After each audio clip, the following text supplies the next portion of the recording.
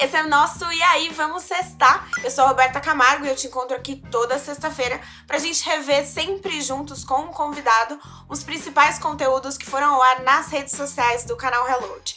Esse é o nosso último programa de 2021 e eu tô muito contente de poder ter compartilhado com vocês notícias ao longo desses últimos meses e eu espero, é claro, que a gente se encontre e continue juntos ano que vem. E hoje a gente recebe um querido aqui do canal Reload, o Augusto Sampaio. Augusto, seja muito bem-vindo. A gente já conhece o seu rosto pelas coberturas que você fez do Enem 2020 no nosso Twitter e também no nosso Instagram.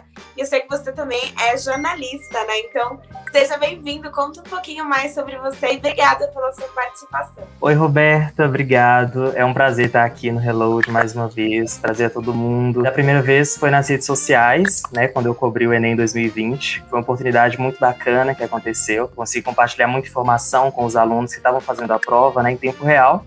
E hoje a gente está aqui para comentar sobre muitos acontecimentos que vêm acontecendo ainda e é muito importante estar aqui trazendo informações para as pessoas. Muito obrigado. Que bom, fico muito feliz, de verdade. E eu queria que você contasse um pouquinho, eu acho que é muito bom quando a gente pode fazer esse tipo de troca, né? O que te levou a escolher o jornalismo? O jornalismo, para mim, é uma ferramenta de justiça social que a gente tem.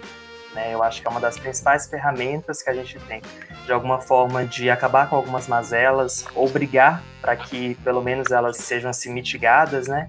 E desde quando eu escolhi jornalismo era justamente para isso, para lutar, dar voz às pessoas, para a gente falar sobre problemas que normalmente não são comentados ou que passam perdido, batido por muitas pessoas, né? Também levar informação de qualidade. O jornalismo ele serve para isso.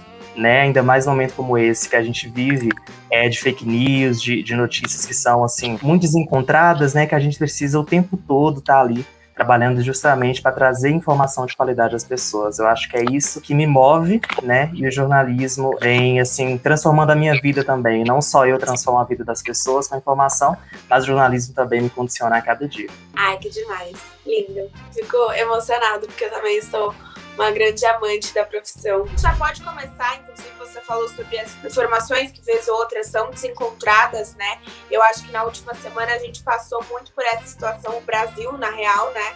Depois do acidente envolvendo a rainha, musa maravilhosa, Marília Mendonça, que, enfim, faleceu aos 26 anos depois de um acidente aéreo. E as informações foram passadas inicialmente pela assessoria de imprensa tiveram um desencontro, né? Eu, inclusive, estava ouvindo a notícia no rádio e aí já falaram, não, mas a assessoria disse que tá tudo bem e tal. Vi no Twitter, falei, tudo certo. E não era essa a realidade. Como é que, enfim, você soube da notícia, Augusto? Eu tava na casa de uma amiga, a gente tava assistindo a televisão e um telejornal que tava ao vivo. Assistia assim a imagem de que posto até então avião onde ela poderia estar havia caído. Não existia uma certeza de que era a Marília Mendonça. E no mesmo momento em que eu vi, primeiro que a gente como jornalista a gente entende como a cobertura ela é feita, né? Então no mesmo momento eu fiquei pensando, não, a gente não pode confirmar de que ela esteja ali. Tem de haver uma apuração, a gente deve esperar um pouco para que de fato a gente tenha certeza. E quem estava ao meu lado o tempo todo falava bem assim, não, mas está mostrando as imagens, a gente está vendo as imagens de um avião que caiu, com certeza ela está lá e ela faleceu. E eu explicando, não, gente, não é assim, né? O jornalismo, ele tem que, a todo momento, ter certeza. A gente não pode trazer verdades absolutas, ainda mais quando se trata de morte. A gente tem que... A narrativa, ela tem que ser criada a partir de fatos, de verdades, sem que a gente crie o sensacionalismo. Mas o que marcou, de fato, toda a cobertura jornalística foi isso. Então, foi um susto. Foi um susto que eu acho que a gente não vai esquecer, né? Até porque fica pra memória, né? Eu não assisti, não vi. Eu ouvi no rádio, né? Como eu falei. E aí, depois disso, eu tava numa outra energia. Eu fui montar a árvore de Natal. Botei música, botei o celular pra gravar. Então, eu não vi nada. Eu me baseei 100% na notícia da assessoria. Então, sei lá, eu soube 1h40 depois, porque as pessoas estavam surtando no meu WhatsApp. Então, assim, foi um negócio muito bombástico. E eu acho que ainda falando um pouquinho sobre redes sociais e a repercussão de tudo isso, né? Uma coisa que ficou muito marcada pra mim foram muitas pessoas que falaram, mas tava emagrecendo agora. Tipo, cara, a pessoa morreu, sabe? Ela foi muito pioneira dentro da trajetória dela, né? Trouxe muitos outros nomes que, sem dúvidas, vão continuar esse legado, mas ainda assim existia um machismo e uma gordofobia muito grande, não se opuseram nem diante da morte, né? Tratando dessa questão do preconceito, da gordofobia, a Marília Mendonça sofreu e vai continuar sofrendo muito mais, né? As pessoas estão falando sobre isso ainda hoje, né? Bom, enfim, né? Fica um legado, ficam todas as histórias. Acho que todo mundo, menos essa galera tosca aí que disse que não conhecia, tem alguma história de vida que teve, enfim, trilha sonora feita por Marília Mendonça. E a gente, enfim, celebra a mulher que ela foi e tudo que ela deixou. A gente tem que ser solidário também à família, né? Sim, sem dúvidas. Augusto, você acompanhou a COP26 que rolou ao longo desses últimos dias? Tenho acompanhado desde dia 31. Hoje também acompanhei um pouco mais, assim, ao vivo, né? Tô a todo momento, assim, de alguma forma apurando ainda, vendo algumas questões. Enfim, acabou, né? A gente teve um encerramento com críticas que se espalharam para todos os lados. E o Reload acompanhou o pronunciamento da líder indígena Chay Parker Suruí. E ela falou bastante sobre a importância de que os povos indígenas sejam colocados no centro das discussões sobre as questões climáticas, enfim. Como é que você consome e vê essa realidade aqui no Brasil? Então, isso que você disse em relação à política mesmo, né? Que o Brasil tem adotado essa agenda, que na verdade não é uma agenda ambientalista, é anti-ambientalista, né? Então, vai contra tudo que a gente pensa em questão ambiental. E a grande questão é que a Constituição é rasgada, né? Se a gente tem o principal documento que rege, né, toda a nossa vida social, política, cultural, ela é simplesmente rasgada, porque a Constituição ela coloca como um dos princípios, por exemplo, pensar, né, na questão indígena o tempo todo. E o presidente, né, atual, a todo momento ele diz que, por exemplo, desde quando ele começou, quando ele assumiu a presidência, ele falava que não queria demarcar terras indígenas, né, ele não iria fazer isso, ele vem até cumprindo isso, né? Na verdade, até a Constituição obriga, de alguma forma, exige que haja essa demarcação, haja o respeito à língua indígena, por exemplo, e não está acontecendo. Então, quando a gente vê a Chay Suruí trazendo um discurso contrário do presidente, ele se sente totalmente incomodado, então começa a criticar, é porque ele não quer ver essas pessoas, ele não quer ver a nossa população originária falando, ele não vai aceitar. Né? E primeiro, assim, a Chay ela é formada em Direito. Ela é uma das primeiras bacharéis em Direito da família, de 4 anos também, assim, nova, né? Então, quando a gente vê aquelas palavras que são de vivência, claro que incomoda as pessoas. E a forma que eu tenho de consumir é a todo momento, tá, de alguma forma, deixando de lado a minha visão, né? Porque a gente tem, enquanto jornalista também, retirar um pouco da nossa visão mesmo, pessoal, né? Pra gente chegar ao ponto de entender não só as questões que estão nos papéis, mas aquilo que não está. Quando a gente fala de terra, quando a gente fala dessa questão da vivência, é o que a Chay fala, a gente não pode esperar para daqui 30 anos, é hoje que a gente tem que fazer a nossa parte para o meio ambiente, para a questão climática do mundo. Falando sobre ainda a agenda desse governo Bolsonaro e dos retrocessos que tem marcado esses quase 4 anos de governo, semana passada também aconteceu o fim do Bolsa Família, que é um auxílio que existe há quase 20 anos, que ajudou muitas pessoas a saírem da linha de pobreza, né? Foi um suporte muito significativo para as famílias. Inclusive, eu sou filha de mãe solo. Nossa, para a renda da minha casa, que era tipo uma criança pequena e minha mãe, era um negócio que fazia muita diferença. Enfim, agora passa a existir o Auxílio Brasil, que não é um auxílio que tem a mesma linha do Bolsa Família, porque ele tem previsão para acabar em 2022, né? Então, é literalmente algo feito dentro da agenda do governo para trabalhar na ideia de reeleição. Acho que são retrocessos mil que a gente tem vivenciado, né?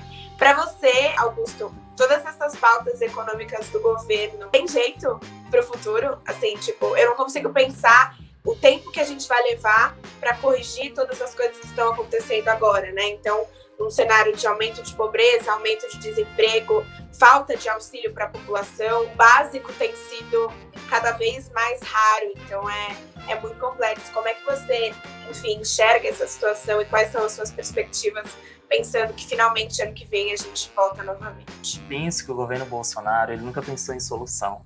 né? Nunca houve uma solução para as questões, né? Porque a gente enfrenta até hoje. Então, assim, eu, enquanto presidente, tenho que pensar numa solução que não seja apenas do meu governo, né? Se eu for pensar em questão de sociedade, eu devo pensar um programa que ele vai ficar e que ele vai ter um suporte. Então, quando a gente vê a primeira questão... né? Ao longo prazo, justamente. Quando a gente vê a questão da vacina, que era uma coisa tão rápida, não foi feito, imagina uma questão que é muito, né, de longo prazo, que a gente vai continuar vivendo ainda a questão na economia. Então eu vejo muito o que você disse em relação a ser uma questão de reeleição mesmo, porque o presidente ele tá com a popularidade embaixo, rasa, totalmente rasa. Então quais são as tentativas que ele vai propor para isso? É justamente fazer projetos que sejam populistas, né? E que de alguma forma seja muito mais uma cortina de fumaça ali para dizer, não, eu estou fazendo alguma coisa e vou conseguir resolver. Mas não é por aí, né? A gente tem que pesar, claro, que as famílias estão passando fome, né? A fome está voltando, apesar do que ele falava que não voltar, que não estava voltando, que não voltaria. A fome está sim voltando. A gente tem de ver projetos, mas ao mesmo tempo ser consciente do que a gente está fazendo. E não fazer por interesse próprio, né, como vem acontecendo.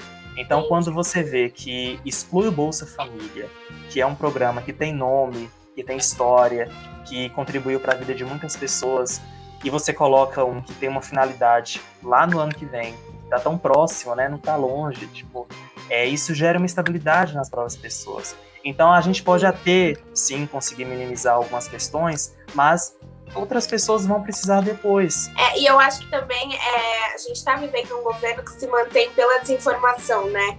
Então, acho que a confusão na explicação do que é o Auxílio Brasil, como é que ele se estabelece, qual é o período de duração, enfim, quais vão ser as pessoas assistidas por esse auxílio, é na mesma linha do que você falou da vacina, né? Trabalhando na ausência de informação, as coisas a gente vai simplesmente empurrando. Então, eu acho que, mais do que nunca, é essencial que a gente tenha conversas como essa aqui de hoje, para poder pontuar determinadas coisas, porque, né, na desinformação é que as coisas se mantêm da forma que estão, e é assim que a gente elege pessoas como o nosso atual presidente, enfim. Augusto, muito obrigada pela sua participação, fiquei muito contente de poder conversar com você. É sempre muito bom quando a gente tem trocas que são enriquecedoras. Sabe, gente que você para e fala assim, caraca, ó. Então, foi muito legal. Queria que você contasse pra galera, então, como é que todo mundo te acha nas redes sociais, para continuar acompanhando o seu trabalho, enfim, seguir conectado contigo. A rede social que eu mais uso é o Instagram, então, @Augusto Sampaio, com 2 Os no final, Augusto Sampaio. E vocês podem me acompanhar, podem conversar comigo. Quem aí quer até fazer jornalismo, né? Sempre tem alguma pessoa que está ali fazendo o vestibular e tudo mais, quer tirar informações, ou quer saber como é a vida de um jornalista. E não os é melhores. Fácil, spoiler. Não é fácil, não é fácil. As olheiras vêm e tudo vem. Mas é muito aquecedor, assim, é muito humano. Eu acho que o trabalho de jornalismo é esse, sabe, humano. Tem muita coisa que não acontece da mesma forma, como a gente já falou no início, mas tem o nosso lado, a gente tá aqui pra isso, o Reload é pra isso. Exatamente. Muito obrigada. Bom, a sua participação foi a última do ano, então eu acho que a gente fechou muito bem o nosso E aí Vamos Testar 2021. Então, obrigada de verdade. Se cuida e Obrigado isso, até a próxima. Até, obrigado. Bom, então é isso, galera. Esse foi o nosso último encontro do ano. Muito obrigada a vocês que acompanharam até aqui. Como o Augusto disse, os links das redes sociais estão aqui embaixo e também estão os links dos conteúdos que nós comentamos juntos aqui hoje. Não esquece de se inscrever no canal e ativar o sininho para você receber notificação sempre que tiver conteúdo novo nesse ou no próximo ano. Eu te encontro então em 2022. Feliz Natal, feliz Ano Novo. Sintam-se muito abraçados. Obrigada de novo por acompanhar a gente até aqui. E não se esqueçam, esse é o canal Reload e aqui a gente descomplica a notícia. Tchau, tchau.